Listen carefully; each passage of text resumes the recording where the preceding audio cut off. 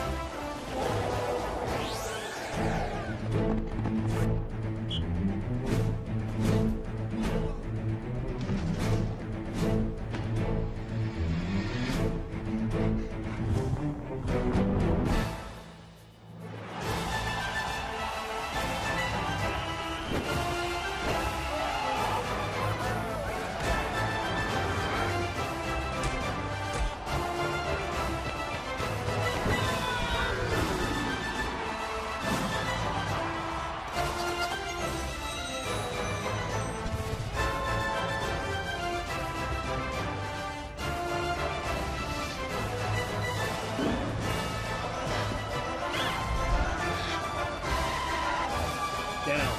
Set.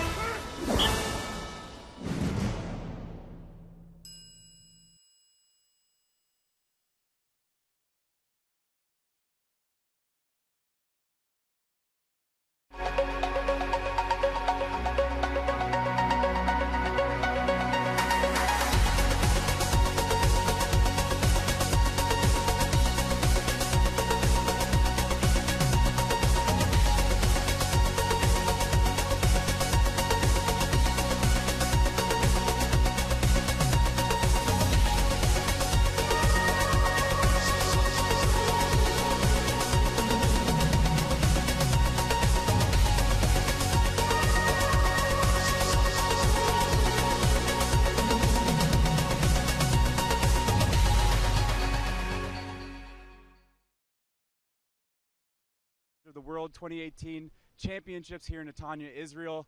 England and U.S. just finished up right behind us on Wingate 1, and it was a great battle, 19-2, USA coming up on top. And special guest here with us, Drew Snyder, midfielder. Yep. Yeah, appreciate you being here. No problem. Let's talk about Israel and playing through this heat. You had a game last night and you come out again for another game. Talk about kind of that process of going back to back like that. Yeah. Well, first off, this place is pretty amazing. Yeah. Flew out here, didn't really know what to expect. Never been here before. And you still look like a model, even though you just ran for like 2 hours. I appreciate that. Thank you. No, but first thing that I realized when I stepped off the plane was how hot it was. Yeah. That's been one of the things that we'd had to adjust to. Right. In Denver it gets pretty hot. Yep. A little bit different here, a little more humidity, but It's brutal. Taking 50 showers.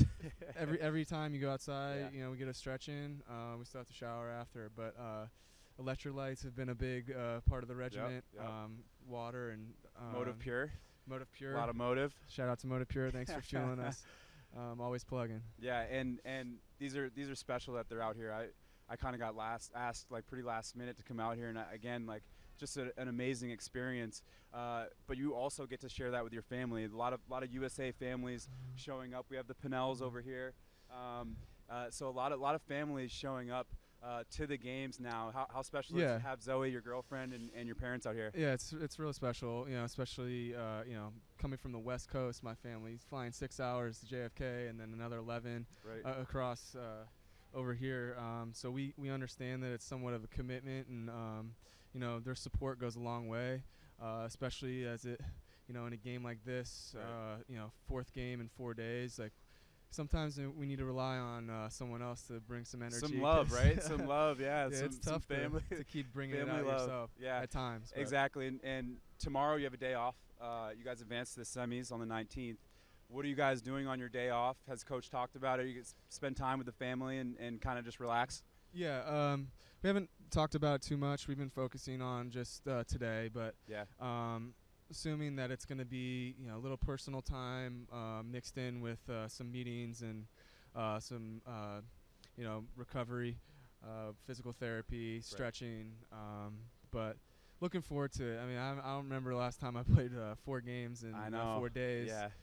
So we'll enjoy this for sure. It's back to recruitment days, right? And those exactly, tournaments yeah. that all the kids are going through right now back home. So Drew, really appreciate it. Good win. Yep. And we'll see you out there. Good luck the rest of the way. Yeah, appreciate it. Yep. Coming up next, Jane Powell, performance director of Team England. Really great conversation. Please take a look. Now here with Jane Powell, performance director of Team England, and England is behind us right now playing Team USA. And I gotta say, Jane, performance director, that's a very important role, and they have been performing all tournament long, and they've been really scrappy. And I've talked to Team Canada, the Iroquois, and they're very blown away with the performance so far from Team England. Yeah, I think 4 years ago from Denver, we looked at the program and we said we need to perform. Yeah. So the key thing really is the performance. So, that's in my title, but that's the key thing, because if we perform, then the results will look after themselves. Right. So the key thing is, how many passes do we make? How many turnovers do we cause? But rather than the flip side of how many turnovers do we get robbed from. So they're the key things that we've been looking at. And so as the performance director, what are some of the things that you're working with within the organization and the program? Yeah, so I've developed a talent pathway that comes through right from 14 years of age, under 14. Oh, wow. And we start to train boys and girls, so I'm responsible for the girls' game and the boys' game. Awesome. And then the idea is that we move up through to the under-19s. Right. We've just come back from a tour of Japan with England under-23s. Wow. Boys and girls. And how was that? And the scene is brilliant. Really good tour. The hospitality was absolutely incredible, but the performance was fundamental. Right. Wanted to take them outside their comfort zone, so we went to a culture that we weren't familiar with food we weren't familiar with, but the lacrosse was just very good. That's extremely interesting. How important is that to you to kind of put them in uncomfortable situations like you mentioned? Yeah, very, because one of the signs of the best players out here is the one who can deal with the pressure, who's mentally tough and who's physically tough. So to take them outside a comfort zone, suddenly you see the one who doesn't like it because it's not like home, and my mum and dad aren't around, or my wife's not around. So really important. And right, I mean, here in Netanya, we've been talking about it all week, but the weather, and the heat, especially today. I mean, it gets cooler in the evenings and it's super hot in the morning, but I'm sure you've been running around with water and ice and trying to figure out all that sort of recovery stuff that these athletes need. Absolutely. I mean, we spoke with our sports scientists and we said, what type of recovery things do we want? What type of strategy do we need to put in place for playing in these temperatures? Because not only is it the temperature, it's wearing a helmet, which increases the heat. Oh yeah, I used to have dreads for 9 years too, so that packed underneath there, I know exactly how it feels. So we had to sort of really readjust a lot of things that we do. Normally we play on a wet, rainy winter's day in Manchester, and it's quite different coming out to Netanya, but it's been fantastic. Yeah, we were talking before, Jane, and you mentioned that you didn't only do lacrosse, and I think it's really interesting that you come from a cricket background. And I heard the Australian-England cricket rivalry is a big one. I'm sure you've been a part of some of those games. Yes, I have. Yeah. I used to captain England, so I've played in the Melbourne Cricket Ground, MCG, against Australia, and I know what it's like to play against Australia. So when you see the Aussie fans around here that are really loud, does that annoy you a little bit? You're like, there's a little bit of me that just wants to say some Papergate, but I'll just keep that to myself. That's so awesome. And yesterday, Australia and England battled so hard against each other. It was a tremendous game to watch from here. Yeah, it went down to the wire, really. It went right down to the last bit, and the next stage for me with the boys is to teach them how to win. So the performance is starting to come. We've got two young goalkeepers, 21 years of age and 22 years of age are our two goalkeepers. Both have been outstanding throughout the competition, made lots of saves, and the defence have been strong. We've won more face-offs than we've won before. But we're just not putting the ball in the back of the net, and that's fundamental. Right. So that's the next stage. But a 7-6 loss to Australia yesterday, which was a tough one. Tough to take. Well, Jane, I really appreciate you taking the time. I mean, it's been awesome to meet all all the people here at the event. And I'll leave you with this.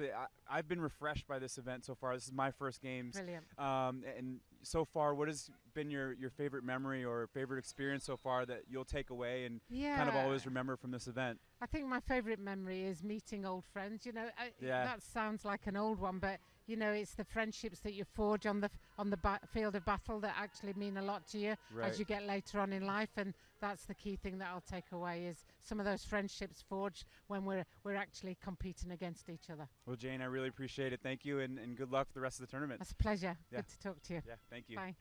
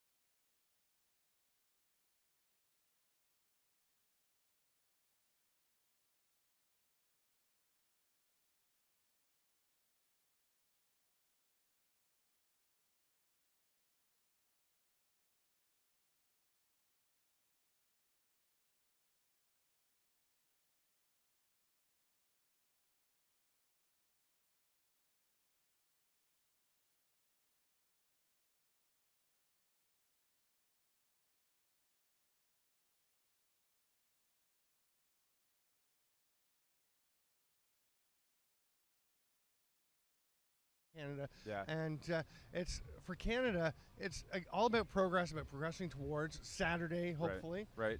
And I think the big thing is they want to get more consistent. And that's what I'm hearing from everyone is you want to iron out the wrinkles like any tournament, right? Right.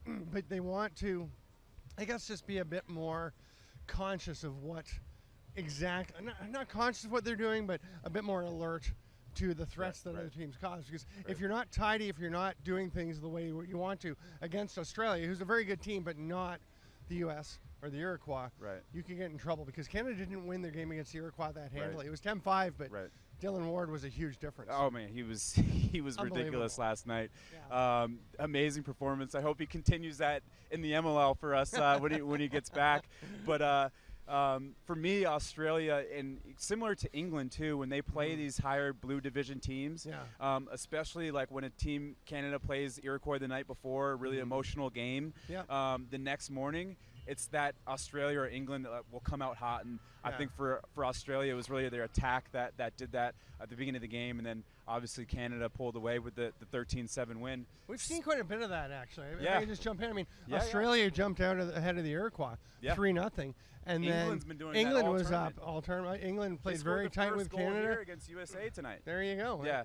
And I think it's, and partly, I don't think it's that people are taking anyone lightly. It's just the reality is if you're facing a team that everyone tells you should beat, compared to facing the team that everyone tells you is the best team assembled on the planet in the U.S. or the most talented team possibly in the Iroquois, then you are going to approach it, not intentionally, but it's not as easy to have the intensity you need and the focus you need to come out of the bench. The heat was just And brutal Canada hadn't today. played in the afternoon before, right? They've done evening games. Yeah. It's different. Like It when the is. sun drops down over those hills, it gets it's really pleasant right now. It's cool. We got a few fans. But we're still sweating. We're still sweating, but we're sweating like, a little sweat. Not like, right, you know? right, 100%. England, USA just wrapped up here. England waits the loser of our next game. USA has a day off. For England, similar to Australia, again, just very scrappy against these higher blue division teams, and we're seeing that similar trend for you. What have you seen in from this England program so far? Well, I think the one thing they keep coming. They're very methodical. That's for sure. Quite different to say in Australia, where guys are moving a lot more. Yeah. I mean, there's just a lot more consistent activity for an Australia. England is so methodical, but when they see their opening, they go. They can be quite incisive when there's an opportunity, which is important. I think the big thing for them is trying to keep their spacing, keep their movement, keep their communication going against some of these teams that are beating them handily, so that when they do face someone fighting for their lives to stay in the blue group, which they're going to be doing, I think it's really important for them to have prepared that way and stayed focused, just like it's important for a Canada, Iroquois, U.S. to keep sharp when they're playing the teams that they're beating. You know, when you have a 19-2 score, it's easy to lose focus and not work on the things you need to work on. You've got 7-8 days here to get to where you want to be. You can't afford to waste any time. And if I'm correct, if I have the bracket right, England has the loser of Israel, Ireland, and Israel, if they go on to win this game, or whoever goes on to win this game, they'll play Australia. So to preview this game, I mean, both teams coming in undefeated. This game is at Wingate 1 right here behind us at 9 p.m. Netanya time. You're doing the call. You're on it. Do you have who's doing the color? Because this was kind of a thing we were going back. I was going to be on it. You were on, Casey and then we were Powell like, was on for a second. He bumped me out. Casey Citadino bumped me out. Bumped you out. You kept coming back in. I kept, but you're hanging around, man. But you got bumped eventually for Ted Bergman. Oh wow! Yeah, I know. That wasn't my call, but no, I'm thrilled with Tab and Ted. Especially because he's right there. I gotta say that. What's up, Ted? Yeah. But no, Ted's coming in. I was looking forward to doing it with you, but Ted's going to be great. Got big timed, man. You big timed me. You did. Well, little time. You get in a game later. All right, cool. But you know, I think it's going to be a really interesting game. I think most people seem to say, "Oh, Israel, yeah, they're going to win. Israel, they put together this great team." And if you look over Ireland, overlook Ireland, you're in big trouble. Ireland can play. They've got some big, mean physical guys. They're a very physical team. Yeah. They'll come at you, and they've got some talent. I mean, you know, they're going to do some things. Little guys. I mean, Corey McMahon, to me, is an example of a guy who can easily be overlooked, but he is everywhere, and he's so quick. Maybe not like Lyle Thompson, like we saw last night. That one time, Lyle Thompson literally flew down the speed, field. Unbelievable. But no, I mean, Corey McMahon and guys like that, they've got speed, and they'll keep coming at you. I mean, they've got that. You know, that Irish approach to, you know, we're going to keep coming and keep going, do whatever, bang us down, we'll get back up. So I think it'll be fun. I think Israel are the favorites, and Israel's a very precise team. Yes. Ireland might have a bit more freelance to them. Yeah. For me, what stands out is on Team Israel is the fact that they haven't had to rely on Max Sebald. You know, he's a huge leader for them offensively, and you know, just in terms of the program and you know, kind of his background with the sport, and his dedication to Team Israel now, because he's previously been on Team USA. They have Max Adler that's just crushing it at the face-off X. He lost 2 or 3 face-offs the other day. Was 90%. And how much do you want to see him going up against? You know, like a Snyder or Grenlin or Baptiste or Withers or Thompson, any of them, you know, like all the great ones. Yeah, so it's going to be a great game, like you said, and we're looking forward to it. I'm looking forward to you on the call. And if you're in the beer garden, come on over to Wingate 1. The game will be going. Stamper, you're on the call with Ted. Ted's here. They'll be up in the booth pretty soon here. But if you want to see the schedule, if you have any questions about the schedule, any of the bracket stuff that we've been talking about, Blue Division, whatever, worldlacrosse2018.com. You can find your schedule there. Stamper, really appreciate the time. Good luck on the call. ESPN Plus tonight, or ESPN? Yes, ESPN Plus. ESPN Plus tonight to see Stamper on the call. And, coming up next, we're going to have a great interview with Nemo. That will be good. Yeah. Coach Nemo, the announcer. Get out of the seat. We need a real guy. We took this interview earlier, so we'll look forward to that coming up next after this commercial. Thanks, man. Yeah, thank you. Cool.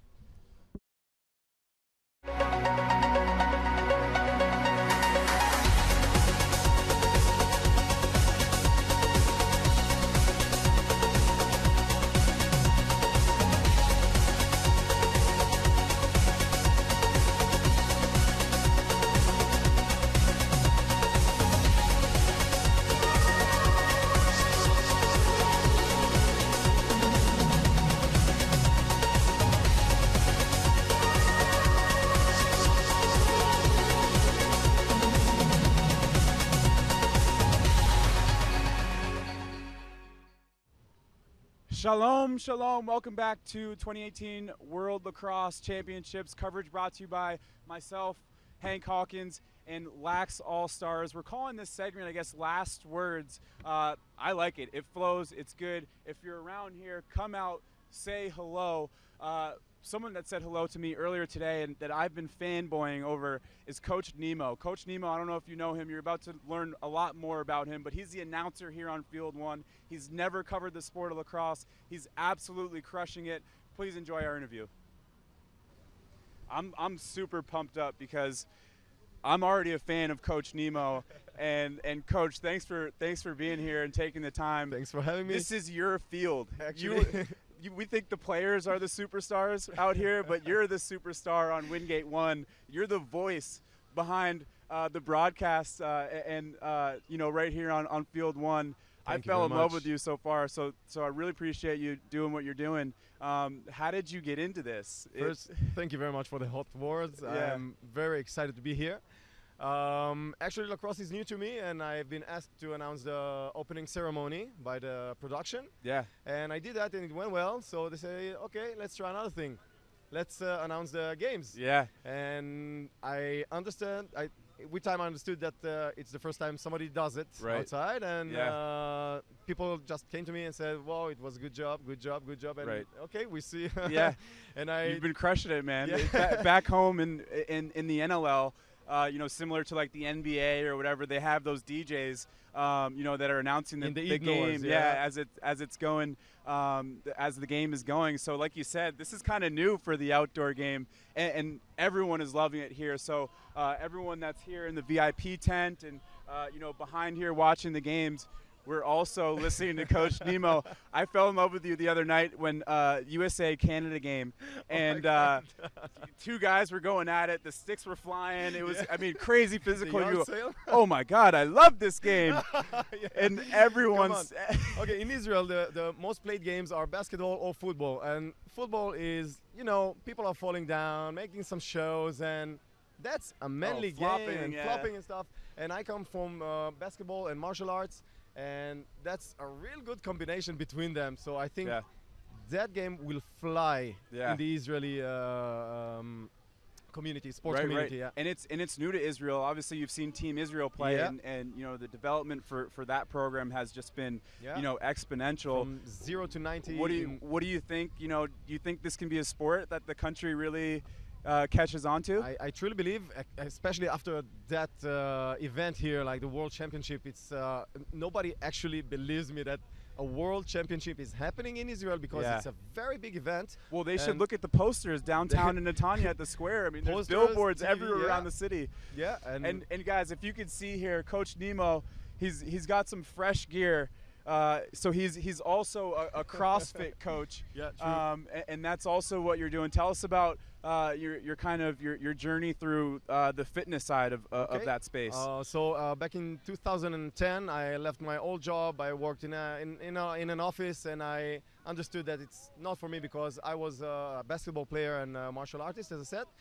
And I decided to dedicate my time to my family and to myself. And to myself by taking people and helping them create some real change in their lives. So a lot of people with a bit of heavy weight or weight issues. Right. I take them hand by hand, one-on-one. Anything health during issues, that, through food and that process. And back in 2013-12 in Israel, CrossFit was a new world. And I love new worlds as I love lacrosse. Yeah. And I fell in love in that field, and I'm using that CrossFit area to help people and help myself. I'm still an active sports like an athlete. Yeah. You look great. You can tell you're fit. You're fit. So give yourself a plug. Where can we see your stuff? Where can we see you on social media? Okay, cool. Where can we find Coach Nemo? You can find me first in Facebook. It's Coach Nemo. Yep.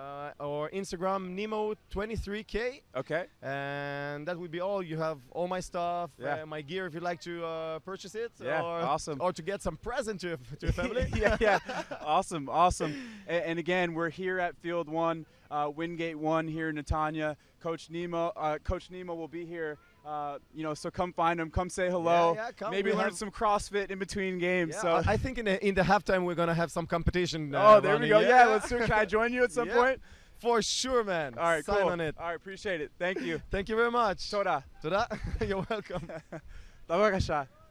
That's. Welcome back to the sideline, everybody in the beer garden, everyone at home watching on Lax All Stars Twitter, YouTube, Facebook, Periscope.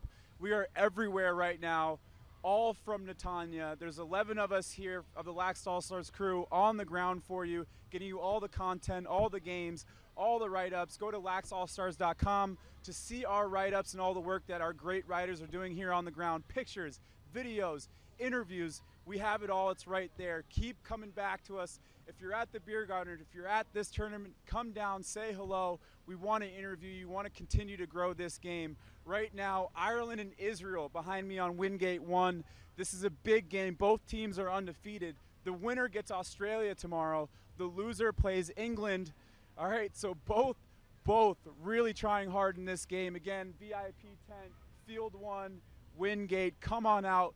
We'll see you here. Really appreciate you guys watching. Stay tuned. This was Last Words with Josh Hawkins and Lax All-Stars. We'll see you soon.